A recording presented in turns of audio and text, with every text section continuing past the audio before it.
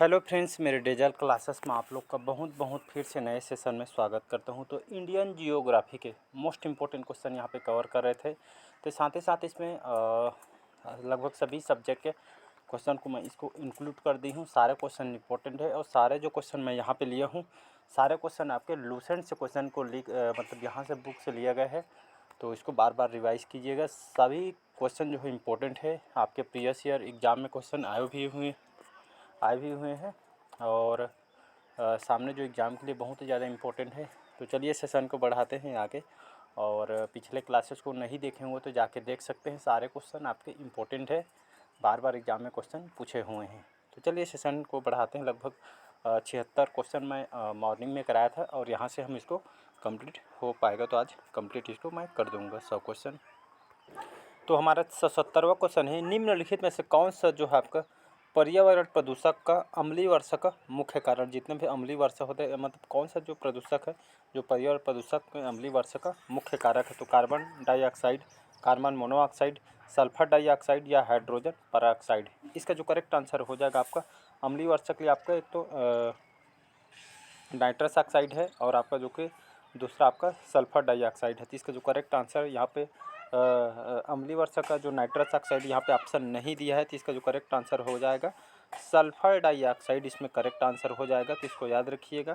तो ये आपका नाइट्रस ऑक्साइड और आपके सल्फर डाइऑक्साइड ये सभी आपके, तो ये आपके जो है पर्यावरण प्रदूषण के मुख्य कारण इससे कारण होती है। तो इसको याद रखिए। जिसमें आपका औद्योगिक रूप से कोयला, जीवाश्म ईंधन को जलाना है, तो इसको याद रखिए। तो नाइट्रोजन ऑक्साइड जो आप ऑप्शन में दिया रहेगा, तो नाइट्रोजन ऑक्साइड तो नाइट्रोजन ऑक्साइड लेना है आपको। और आपको सल्फर डाइऑक्साइड, तो सल्फर डाइऑक्साइड आपके ऑप्शन के हिसाब से लगाइएगा। नेक्स्ट क्वेश्चन, अगला क्वेश्चन है, विश्व का फेफड़ा किसे कहा जाता है। उष्णकटिबंधीय जो सदाबहार वन होती है उसको कहा जाता है, या टैगा वन को, या आपके शीतोष्ण वन को, या आपके सदाबहार वन को। इसका करेक्ट आंसर क्या हो जाएगा। तो इसका जो करेक्ट आंसर हो जाएगा, ये इंपॉर्टेंट क्वेश्चन, इसको याद रखिएगा। तो उष्णकटिबंधीय जो आपके जो सदाबहार वन आते हैं, एग्जाम्पल के लिए मैं बता दूँ, आपका जो अमेज़न का जो जंगल है ये आपके सदाबहार वन है। तो इसको विश्व का फेफड़ा इसको कहा जाता है। एग्जाम्पल में आप अमेज़न का जंगल देख सकते हैं। मतलब जो आपके विश्व के आपको लगभग देखें तो जो वर्षों वनों को लगभग आधा भाग यही है आपके अमेज़न के जंगल में। इसको उष्णकटिबंधीय क्षेत्र में पड़ने वाले वनों को यही सर्वाधिक जैव विविधता पाई जाती है। तो अमेज़न जो है अच्छा इसका एग्जाम्पल है यहाँ, जो कि वन यहाँ के पृथ्वी के फेफड़े भी इसको कहा जाता है। तो इसको याद रखिएगा, सदाबहार जो वन इसके अंतर्गत। अगला क्वेश्चन देखते हैं, पारिस्थितिक तंत्र में किसे उत्पादक माना जाता है। तो जानवरों को, इंसान को, छोटे छोटे सूक्ष्म जीवों को, या आपका डी है पौधे। इसका जो करेक्ट आंसर हो जाएगा आपका जो छोटे छोटे हरे पौधे हैं ये आपके एकमात्र उत्पादक होते हैं। तो डी ऑप्शन करेक्ट आंसर हो जाएगा। तो याद है पारिस्थितिक तंत्र का जो महत्वपूर्ण जो घटक आपके हरे पौधे और छोटे छोटे या आपके हरे पौधे एक आपका उत्पादक है। तो पारिस्थितिक तंत्र में इसको उत्पादक माना जाता है। तो इसको याद रखिएगा। अगला क्वेश्चन देखते हैं, इंपॉर्टेंट क्वेश्चन यह भी, निम्नलिखित कौन सा सम्मेलन ग्रीन हाउस शिखर सम्मेलन से संबंधित था। तो रियो शिखर सम्मेलन, क्योटो शिखर सम्मेलन, नगोया शिखर सम्मेलन, या मॉन्ट्रियल सम्मेलन। ये भी आपके इम्पोर्टेंट इन्वायरमेंट के मोस्ट इम्पोर्टेंट टॉपिक्स हैं, जो इस क्वेश्चन को मैं छांट के स्पेशली लाया हूँ। आपके बहुत सारे एग्जाम में ये क्वेश्चन आपका, जितने भी बता रहा हूँ सभी क्वेश्चन आपके प्रीवियस ईयर में क्वेश्चन पूछे जा चुके हैं।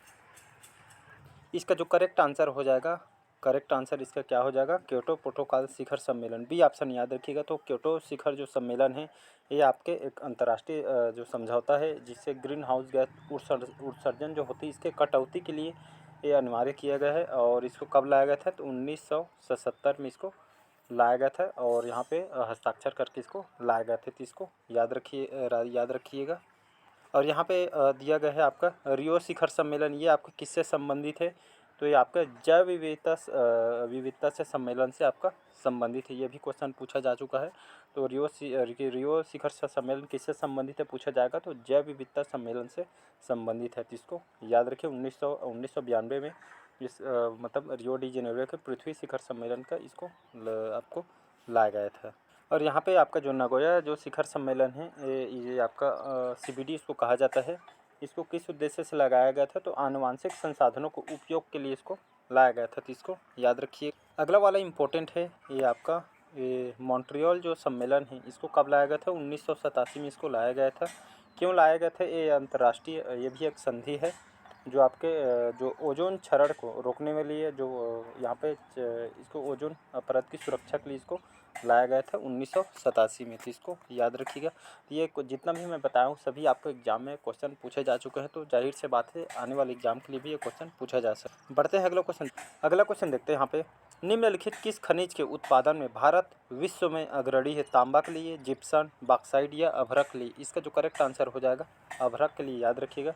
तो जो अभ्रक के उत्पादन में जो भारत है ये हमारे विश्व में प्रथम स्थान पे है, शीर्ष स्थान पे है। इसको याद रखिएगा, ये भी एग्जाम में क्वेश्चन पूछा जा सकता है। और यहाँ पे और ये क्वेश्चन पूछ दे कि अभ्रक सबसे ज़्यादा कौन से राज्य में मिलता है? तो आंध्र प्रदेश, याद रखिए आंध्र प्रदेश एपी। तो आंध्र प्रदेश अभ्रक के लिए इसको जाना जाता है, सबसे बड़ा उत्पादक राज्य है आंध्र प्रदेश का। आपका नेल्लूर जिला है एक ठो यहाँ का, तो यहाँ पे उत्पादन सबसे ज़्यादा, याद रखिएगा, विश्व के सबसे बड़े अभ्रक उत्पादक सूची में आपके 8वें स्थान पे है आपका आंध्र प्रदेश राज्य। तो इसको याद रखिएगा। अगला क्वेश्चन देखते हैं, भारत के निम्नलिखित किस बंदरगाह को जवाहरलाल नेहरू बंदरगाह के रूप में भी इसको जाना जाता है? तूतीकोरिन बंदरगाह, नौहावा सेवा बंदरगाह, कांडला बंदरगाह, मार्मोमागो बंदरगाह? इसका जो करेक्ट आंसर हो जाएगा, इसको किसी या नावा सेवा बंदरगाह के नाम से इसको जाना जाता है, याद रखिएगा। तो जवाहरलाल नेहरू बंदरगाह के नाम से इसको जाना जाता है। और अगर एग्जाम में अगर पूछ दे कि ये जो आपका जो बंदरगाह है आपके कौन से राज्य में स्थित है, तो महाराष्ट्र के नवी मुंबई में ये आपका स्थित है। तो इसको याद रखिए। अगला क्वेश्चन देखते हैं, कौन सा राष्ट्रीय उद्यान एक सींग वाले गैंडे के लिए बहुत ही प्रसिद्ध है? बार बार एग्जाम में क्वेश्चन पूछा गया है, तो मोस्ट इंपॉर्टेंट है, इसको मैं मार्क कर देता हूँ। तो काजीरंगा राष्ट्रीय उद्यान, गिर राष्ट्रीय उद्यान, मानस राष्ट्रीय उद्यान, जिम कॉर्बेट नेशनल पार्क? इसका जो करेक्ट आंसर हो जाएगा आपका काजीरंगा राष्ट्रीय उद्यान। कौन से राज्य में आपकी स्थित है? ये आपका असम में स्थित है, इसको याद रखिएगा। एक सींग वाले गैंडे के लिए आपके दुनिया भर के कुल आबादी के लगभग 70%, याद रखिएगा, 70% जो काजीरंगा जो राष्ट्रीय उद्यान असम और नेपाल के आपके चितवन राष्ट्रीय उद्यान में आपका स्थित है। तो इसको याद रखिएगा। यहाँ पे दिया गया है गिर राष्ट्रीय उद्यान, ये आपका जो गिर राष्ट्रीय जो अभ्यारण्य है भारत के कौन से राज्य में स्थित है? ये आपका गुजरात में स्थित है, इसको याद रखिएगा। यहाँ पे वन्य प्राणी अभ्यारण्य के लिए इसको जाना। और यहाँ पे दिया गया है मानस राष्ट्रीय उद्यान, ये आपका कौन से राज्य में है? तो ये भी आपका असम में स्थित है, इसको याद रखिए। यूनेस्को द्वारा इसको अभ्यारण्य को घोषित किया गया है, मतलब धरोहर, विश्व धरोहर स्थल में इसको यहाँ पे इसको चुना गया। और आपका जो जिम कॉर्बेट जो नेशनल पार्क है आपके उत्तराखंड के नैनीताल जिले के रामनगर के पास आपका स्थित है, इसको याद रखिए। जिम कॉर्बेट के नाम से इसको जाना जाता है। इसके बाग यहाँ पे बाग परियोजना वगैरह ये आपके इसके तहत इसको पहले बार बनाया गया। अगला क्वेश्चन देखते हैं, 10 डिग्री चैनल कहाँ से क्रॉसिंग होता है? छोटा अंडमान और कार निकोबार, या आपके कवरती और मिनिकॉय, इंडोनेशिया और आपका अंडमान, भारत और श्रीलंका? तो इसका जो करेक्ट आंसर हो जाएगा छोटा अंडमान और आपका निकोबार द्वीप समूह। तो 10 डिग्री चैनल क्रॉसिंग होता है आपके, इसका करेक्ट आंसर हो जाएगा। तो 10 डिग्री चैनल द्वारा एक दूसरे से आपका अलग होती है, तो इसको याद रखिएगा, इंपॉर्टेंट। अगला क्वेश्चन देखते हैं, निम्नलिखित कौन सा भारत का सबसे पुराना वलित पर्वत है? तो हिमालय, विंध्य, सतपुड़ा या आपके अरावली? तो इसका करेक्ट आंसर हो जाएगा अरावली, याद रखिएगा। यह सबसे पुराना वलित पर्वत इसको कहा जाता है। तो भारत की जो अरावली जो श्रृंखला है विश्व की सबसे पुरानी आपकी पर्वत श्रृंखला अंतर्गत आती है, तो सबसे ओल्ड इसको मानी जाती है। अगला क्वेश्चन देखते हैं, निम्नलिखित कौन सी नदी महानदी की सहायक नदी है? तो इंद्रावती, टेलीफोन, ये आपके टाइपिंग मिस्टेक हो गए, भीम, मूसी? इसका करेक्ट आंसर हो जाएगा आपका इंद्रावती, याद रखिएगा। इंद्रावती आपके महानदी की सहायक नदी है। और इसके पैरी, सोंढूर, सूखा, जोंक, लाद, बुरई, मांड, हसदेव, किलो, इसके आपके बहुत सारे सहायक नदियाँ हैं, तो इसको याद रखिए। अगला क्वेश्चन देखते हैं, गोंडवाना अनुक्रम की शैलों में कौन से खनिज पाई जाती है? पेट्रोलियम, कोयला, आपके बी आपका सी है बॉक्साइट या आपका मोनाजाइट के लिए इसको जाना जाता है। इसका जो करेक्ट आंसर हो जाएगा, तो गोंडवाना में कौन सा यहाँ पे खनिज पाया जाता है? तो आपका कोयला के लिए इसको जाना जाता है। तो इसका जो करेक्ट आंसर हो जाएगा, याद रखिए, कोयला। तो गोंडवाना जो क्रम के चट्टान में कोयला पाया जाता है, जिसमें आपका जो एंथ्रासाइट कोयला है सबसे शुद्ध सबसे ज़्यादा कार्बन इसी में पाया जाता है, 80% इसमें पाई जाती है। तो इसको भी याद रखिएगा। अगला क्वेश्चन देखते हैं, भारत में सर्वाधिक वर्षा किसके द्वारा होती है? उत्तर पूर्वी मानसून, दक्षिण पश्चिम मानसून, चक्रवात या पछुआ हवाएं के कारण? तो इसका करेक्ट आंसर भारत में सर्वाधिक वर्षा किसके द्वारा होती है? तो उत्तर पूर्वी मानसून, दक्षिण पश्चिम मानसून, चक्रवात या आपका पछुआ हवाएं के कारण। इसका जो करेक्ट आंसर हो जाएगा आपका दक्षिणी पश्चिम मानसून के कारण आपका इसके द्वारा भारत में सर्वाधिक वर्षा होती है, इसको याद रखिएगा। अगला क्वेश्चन देखते हैं, पश्चिमी घाट और आपका पूर्वी घाट के मिलन स्थल पर कौन सा पर्वत स्थित है? नीलगिरी, अन्नामलाई, इलायची, अगस्त्यमलाई। इसका जो करेक्ट आंसर हो जाएगा आपका नीलगिरी करेक्ट आंसर हो जाएगा, याद रखिएगा।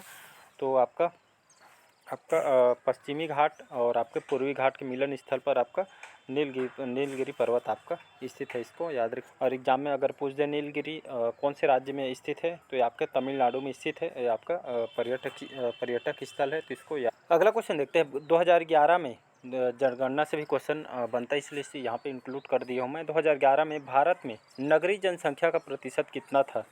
30.16%, 31.16%, 32.16% या आपके 33.16%। इसका जो करेक्ट आंसर हो जाएगा 31.16%। ये आपके याद रखिएगा नगरीय जनसंख्या का परसेंटेज है। तो ये आपके एग्ज़ाम में इम्पोर्टेंट क्वेश्चन है, जो आपके एग्ज़ाम में क्वेश्चन पूछा जा सकता है।